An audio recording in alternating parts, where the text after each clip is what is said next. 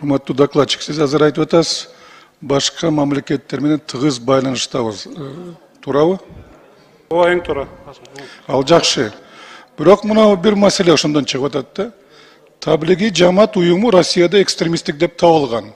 Эмне үчүн бизде бул уюм эркин иштеп жатат?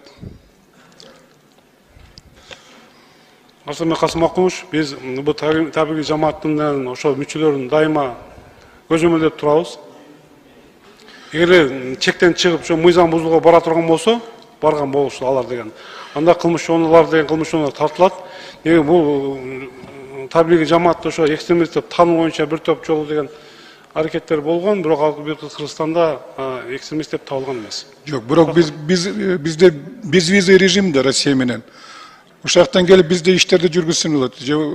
Биздикилер даяка киргизбейт. Ошондой болуп атпайбы? Biz bir buluş kerебиз, bir kalıpta işleşimiz gerek de. Kızbakasmak var, memlekette öz mizam varken, şu mizamların negizinde biz жұмыс алып барабыз. Yok, bu daha bir yola karab kerбейсиңер bu. Sebebi men bilem şu tabligi cemaattın, uyumunun kişileri bir top mınday cevaplı hizmetlarda işlep жатат, bugün bizden bir respublikada. Урматтуу Арсенбек Касымович, эгерде бул ошол жооптуу кызматта иштейт сиз айткандай факттар болсо, ошолордон биздин мамлекетке деген коркунуч жарата турган болсо, анда биз чара көрөбүз. Жок, аларга чара көрөбүлө бир аталесилер Россия менен тыгыз иштеп ошол жамаатты жаптыштабайсыздар анда. Сунушуңузду карап чыгалы. Дагы бир жолу карап көргүлө энди. Рахмат. Рахмат, урматтуу төрага. Азыр эле жогору жакта биздин бир коллегабыз таблик жамаат боюнча жаппайсыңарбы, тыюу салбайсыңарбы деген оюн айтты да. Мен ушул коллегаларымды бир мындай этияттап сүйлөгөнгө чакырат элем да. Мына карап көрүңүздөр, мамлекет жасабаган ишти ушул таблик жамаат жасап атат. Жамандыктан кайтарып жакшылыкка чакыруу, намаз окуу, ата-энесини сыйлоо, өзүдөн кичини сыйлоо, чоңду урматтоо, арактан кайтарып атат, жаман жолдон кайтарып атат. Анан мен айтар элем да, урматтуу баяндамачы.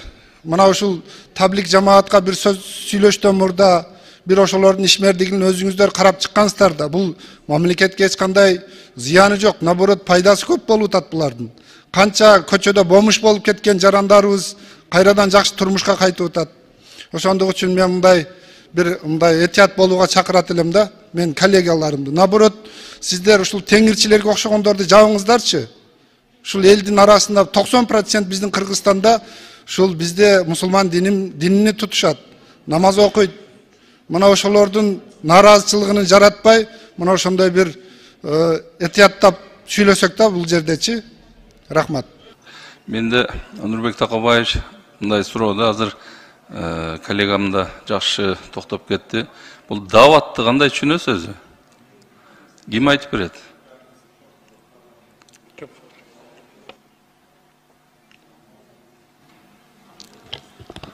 Сапы мен Жалалдин Паяздинович дават маселеси боюнча, дават бул элге жакшылыкты тартуу менен азыркы жаңы сиздин астында депутат айтып кетти. Элге жакшылыкка чакыртуу ошондой иш-чаралар менен жүрүшөт да бизде. Кыргызстанда башка жерлерде, бирок Россияда, Тажикстанда бул кыймылга бөгөт коюлган да, тыюу салынган. Бизде андай жок. Рахмат. Мына өзүңүз туура так жооп бердиңиз да. Жамандыктан кайтарып жакшылыкка чакыруу да. Бу жерде эч кандай неме жок. Эми элди туура жолго ата-эне чакыра албаса, ушул даватчылар туура жолго чакырып атат да. Барып анан ата-энесинин бутун жууп, бутун өөп, ыйлаган канча инсандар бар да, жакшы жолго өтүшүп аткан. Ошон үчүн кээ бир коллегам туура эмес айтып атат. Эми ал теңирчиликти биз эме кылбайбыз, но бирок анын дагы мыйзам чегинде өзү каралыш керек, алар дагычы. Анан келип алып элдин баарыны туура эмес жака чыгырып, андай кылган туура эмес. Экинчи маселе, экстремизм деп мына якын инкарларды айтып атасыздар. Мага Бишкек шаарынан, Чүйдөн, Ош областынан, Ош шаарынан көп кайрылуу каттар келди да. Biz жөн эле ушундай отурсак, алып кирип койду. Себеп ушу чачым жана коллегам айткандай. Ушуларды кайра карап чыкса болобу? Урматтуу Жалалдин Байзинович, бир сурооңузга жооп берип коеюн. Мен Бул Кундуз дават боюнча сиз айткандай жакшы да, алар деген жакшылыктарга үндөйт деген, жакшы жолдорго үндөйт.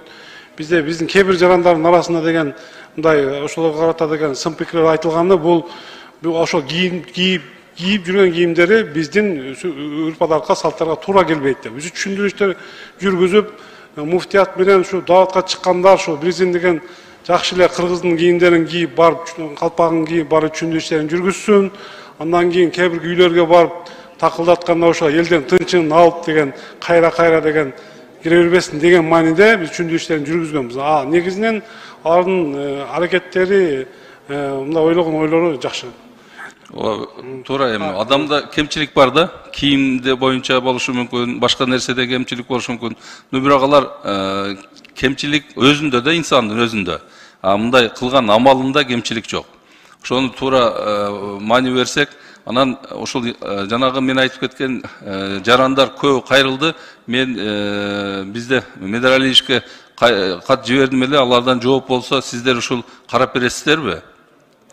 Жалалдин Байзинович, ар бир факт боюнча, ар бир жаран боюнча кароосун биз албетте карап беребиз, карап чыгабыз. Ар бир жарандын иш аракеттери мыйзамсыз же мыйзамдуу жактарын биз карап чыгабыз. Эгерде мыйзамсыз болсо, анда соответственно ошого карата чара көрүлөт. Эми кийимге карап же чачын өскөнүнө карап соттоп кою да туура эмес деп ойлойм. Анан эксперттери боюнча жана менин коллегаларым да туура белгилеп кетти. Эксперттер да адашат да. Ал адам кайра ушуну бир карап, адам тагдыры чечилип атканда бир эле эксперттин сөзү менен эмес, башка эксперттерди дагы, дин алымдарын да угуп, анан эме кылсак. Анан экстремизм деселе динди эмес, башка экстремисттер деле. Оюн бүтүрө болсун. Башка экстремисттер деле көп. Муну азыңыз көрүп атасыз, дүйнө жүзүндө эмне болуп атат? Башка мамлекеттерде, бир славян мамлекеттери эмне болуп атат? Ал деле ушул экстремизмдин бир түрүнө келет. Биздин Кыргызстанда тынчылык болсун, жакшылык болсун деп, ушул кылып аткан, мээнет кылып аткан инсандарыбызга наоборот колдоо көрсөтсөк деп токтоп кетет элем. Сиздердин да иштиңиздерге ийгилик. Мына жерде азыр жакшы айтыпсыз, 3-чү пунктта айтылып атат. Ушул профилактика боюнча. Профилактиканы көбүрөөк жергиликтүү өз алынча башкаруу органдары менен кошо жамааттык участкойлор, сиздерде иштеп аткан балдар бар, баары иштешип атат. Ушулар менен кошо мындай элге түшүндүрүү иштерин алып барсак, Кудай буйрса жакшы болот. Рахмат. Чоң рахмат. Динди билбесең талашпа дейт. Бул өтө астейдил мамиле жасай турган нерсе. Биз элибизде түндүк менен түштүккө, андан келип район менен районго, айыл менен айылга, көчө менен көчөгө бөлүнүп атып Каймуратка жетип атабыз. Эми ушундай учурда бөлүнүп жарынууга келбеш керек, кептелбеш керек. Мен айтайын дегеним, урматтуу туугандар, салттуу дин деген бар. Биздин каадабыз, салтыбыз, наркыбыз, түпкүлүгүбүз, тегибиз бар элбиз. Биздин ислам дининин тарыхы боюнча кыргыз кан төгүүсүз кабыл алган. Анткени салтыбызга, наркыбызга, түпкүлүгүбүзгө туура келген үчүн. Ошон үчүн ал бул эле, бул тигил эле, теңирчилик деген дин жок. Антип бир нерседен бир нерсе чыгаруунун кажети жок. Мен жалпы элди, журтту ошол билбеген нерсени талашпоого чакырат элем. Эртең бул нерсеге өтө астейдил мамиле кылбасак болбойт. Бар болуңуздар.